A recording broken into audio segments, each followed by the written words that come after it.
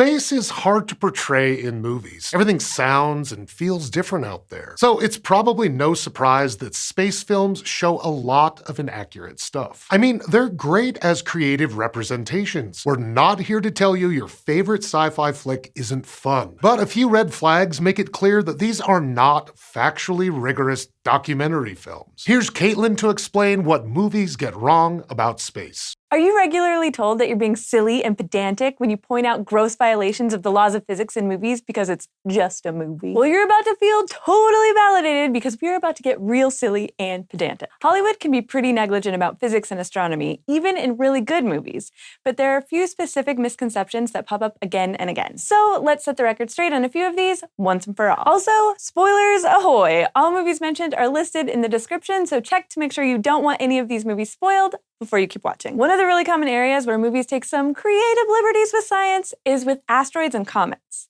Like how the asteroid belt is commonly depicted as a dense minefield of death rocks, well, the reality of the situation is much less exciting. Asteroids are typically 1 to 3 million kilometers apart. For comparison, the Death Star is about 160 kilometers in diameter.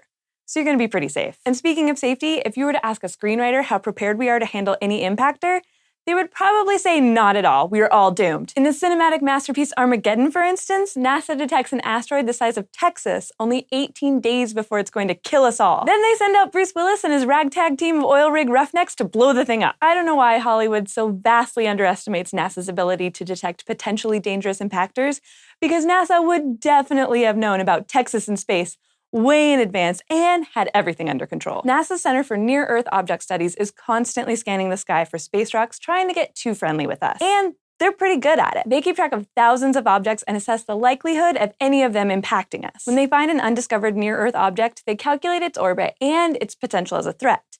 Then, if it could be a problem, they add it to the set of known objects that are tracked and have their orbits periodically reviewed. Orbits are calculated out to 100 years, so we would know way in advance if an extinction-level collision were going to happen, which would give us enough time to plan to deflect or destroy the thing heading for us. It's true that sometimes we don't detect objects that buzz close to Earth until they're almost here, but the reason it takes us so long to spot them is that they're so small, they're hard to detect.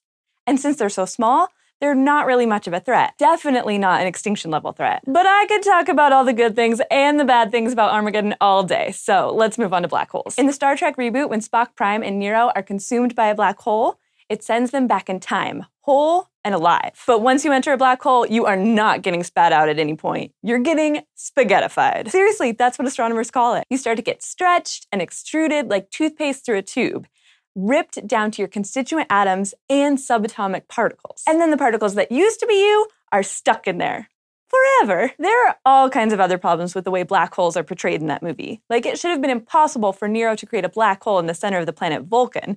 And even if he had, there's no way it would have been big enough to swallow the planet that quickly. But he shouldn't have lived long enough to try it in the first place. And finally, on the subject of space deaths, did you know you won't actually explode in space? Not even in the diminished atmospheric pressure of Mars. So as awesome as that scene in the original Total Recall is, where Cohagen is blown out of a building on Mars and balloons up as his eyeballs pop out, it isn't really plausible. Not that much of the movie is. It's a pretty common misconception that the difference in pressures inside your body and outside in space would equalize so quickly that your head would just pop.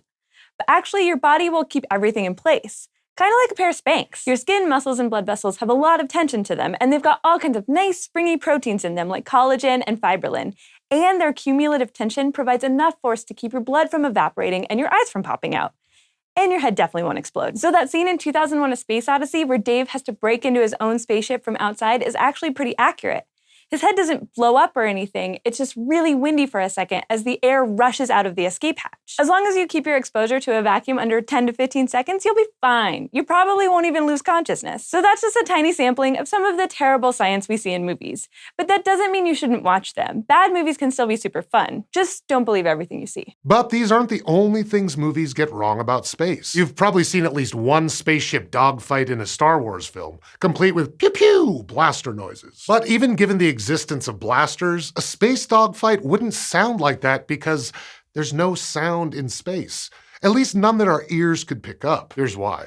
If you're hearing me talking right now, congratulations. That means you are not adrift in the cold, near vacuum of space. Sound waves can't travel through space, so if you were floating around out there, they'd never reach your ears. No matter what those sci-fi movies make it sound like, you'd never hear any ships exploding. But audible or not, the universe is making noise, and scientists have developed ways of eavesdropping on it. When we say sound, we're referring to particles that vibrate in a particular pattern. Those vibrations create a longitudinal wave, which just means that they move back and forth or oscillate in the same direction they're traveling. The wave continues when the moving particles knock into the ones next to them, which is why sound waves have to travel through a medium like air or water. Basically, there need to be particles nearby to keep the vibrations and therefore the sound going. In space, things are a little different. It's not completely empty out there, even in interstellar space, but it's so close to a vacuum that there aren't enough particles to pass along the vibrations of sound waves. But there are other types of waves moving through the universe, and all it takes to listen in is the right equipment. Electromagnetic waves are like longitudinal waves in the sense that they oscillate in a predictable pattern. But since they're traveling as changes in electric and magnetic fields instead of as moving particles, electromagnetic waves don't need a medium to travel through. Still, just like sound, electromagnetic waves have a frequency, which is the measure of how often they oscillate over time. And when they travel through plasma, the ionized gas and dust that's spread through space, they affect its electric and magnetic fields. All this makes electromagnetic waves extremely useful because we can pick up on the changes in those fields. And in a way, scientists can use them to actually listen to space. In 2013, a NASA probe was able to interpret waves in interstellar plasma as sound that humans could hear. In March 2012, the sun had a tantrum in the form of a massive solar flare. This produced a kind of electromagnetic shock wave, and about a year later, it hit the plasma surrounding Voyager 1, the space probe that spent nearly 40 years leaving the solar system. As the electromagnetic waves resonated through the plasma, they were picked up by Voyager's sensors. No human could hear these plasma waves themselves, but they did vibrate at frequencies that fall within the range of human hearing, which is between 20 and 20,000 hertz, or oscillations per second. Voyager 1 recorded the vibrations and sent them back to Earth, where physicists used the data to figure out the density of the plasma the probe was traveling through. Turns out the density matched what was expected for interstellar space. Voyager 1 had officially left the solar system. And when they reproduced the frequency of the plasma out there as if it had traveled through the air, it sounded like this. Another famous addition to our universe's soundtrack came from our old friend, the comet 67P Churyumov-Gerasimenko. In November of 2014, the European Space Agency's Rosetta spacecraft detected some strange vibrations. Like the interstellar activity that Voyager 1 observed, these sounds wouldn't have been audible without a bit of tweaking, since at 40 to 50 millihertz, they fell far below the range of human hearing. Scientists still aren't sure what exactly caused those vibrations, but they think it was the comet releasing particles into its coma, the plasma atmosphere that surrounds it. By increasing the frequencies of the plasma waves by 10,000 times, we're able to listen to a scaled-up version of Comet 67P belting them out. So those whooshing sounds that spaceships make in movies are just dramatic sound effects for the entertainment value of us Earthlings, because no medium in space means no sound. But we don't need air, we've got science! So we've crossed Armageddon, Star Trek, Total Recall, 2001, A Space Odyssey, and Star Wars off the list of potential documentary films. But wait, there's more. You've probably seen movies that explore the idea of generating artificial gravity by spinning, like Ender's Game, or the Disney Channel original movie Xenon, Girl of the 21st Century. But spacecraft or space stations would have to be spinning really fast or be really big to generate gravity that way. Here's one from me about why it's so hard to spin artificial gravity into existence. You see it in all the movies. Either there's a space station that's a big spinning wheel, or there are spaceships that use some invisible technology so that somehow, even though the characters should be floating around because they're in space, they're sticking firmly to the floor. Artificial gravity is more than just convenient. Weightlessness is bad for humans. It makes bones and muscles degrade, causes heart and vision problems, the list goes on. So you'd think, after more than 50 years of spaceflight, we'd have come up with a way to make artificial gravity. But we haven't.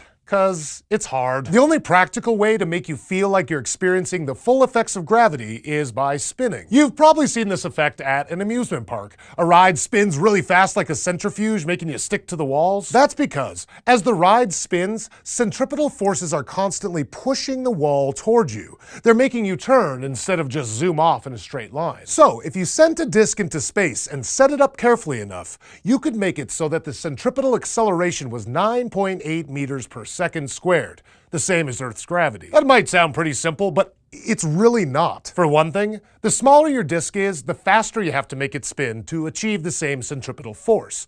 But as you can probably imagine, living in a disk whirling around like a spinning top is not super comfortable. If you want a useful artificial gravity habitat that spins slowly enough to be habitable, scientists estimate that it would have to be around 100 meters in radius. I'm talking about a structure that would be twice as big across as the International Space Station is long, which would be incredibly expensive and time-consuming to build. Even if you could build it, there would still be problems, because standing inside a spinning disk isn't exactly like standing on the ground. For one thing, your head would be closer to the center of the disk, so it would feel less of those centripetal forces.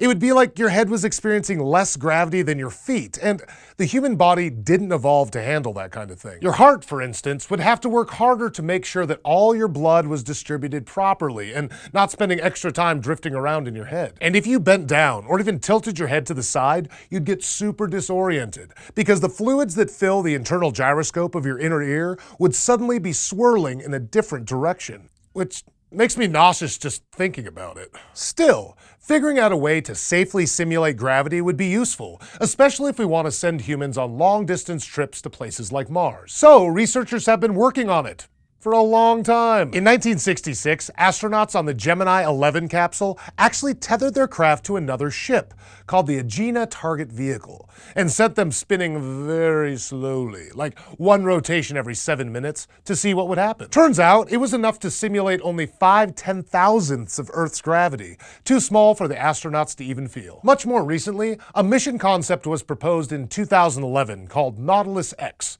a spacecraft that included a spinning disk designed to simulate gravity for astronauts on board. But the mission was canceled because of its costs, before the team could develop an effective centrifuge. And in July 2015, engineers at MIT built a very small centrifuge meant to fit inside the ISS and be used mainly for exercise. The researchers tested it on 12 people on Earth who used an exercise bike while being spun around at up to 32 revolutions per minute. They did experience motion sickness, as you might imagine, but it was mostly while the centrifuge was speeding up or slowing down. With so many complications and so much research left to do, it'll probably be a while before we see spinning spaceships that can produce artificial gravity. But when we do, astronauts will be in for a wild ride. So none of those movies with sounds or spinning gravity could have been documentaries. And it's a good thing none of them claim to be. They're just good old-fashioned popcorn fun. It's still fun to spend your time watching them, and hopefully watching videos like this one too. So thanks for watching this episode of SciShow Space. If you want to help us make more, you can head over to patreon.com/SciShowSpace